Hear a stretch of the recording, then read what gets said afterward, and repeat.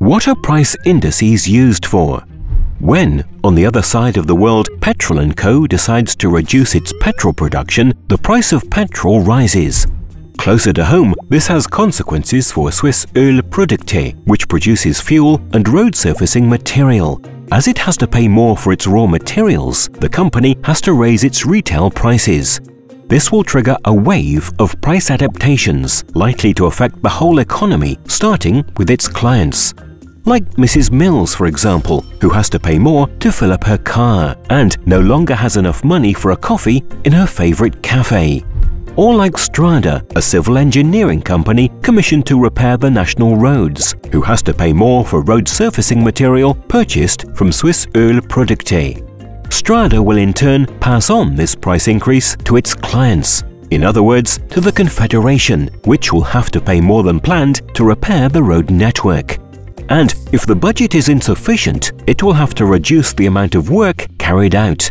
Our story could continue with a drop in investments, redundancies, falling consumption, and perhaps even bankruptcies.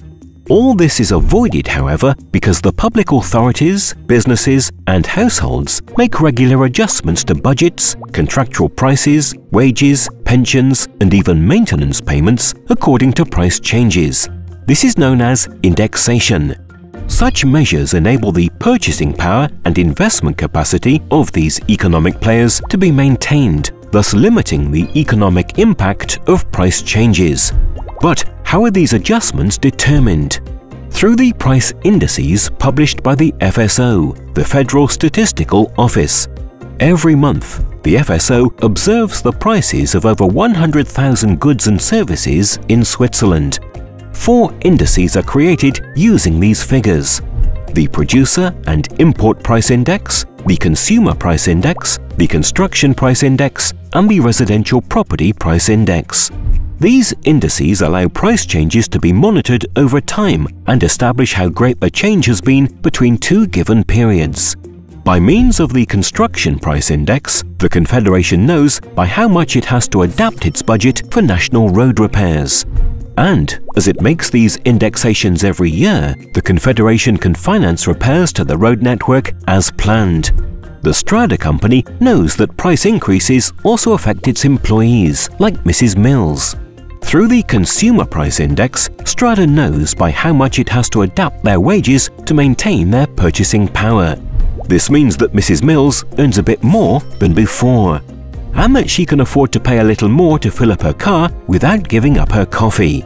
Thanks to these measures, the impact of the increase in petrol prices on the economy should be limited. But what if these measures are not enough? What happens if price increases still spread throughout the whole economy? In this case, the National Bank intervenes. Thanks to the indices, it can analyze price change in Switzerland, and if necessary, it can take the appropriate measures to pursue its objective of price stability. Price indices are economic indicators that are useful to the whole of society. They count for you too. To learn more, visit the Federal Statistical Office's website.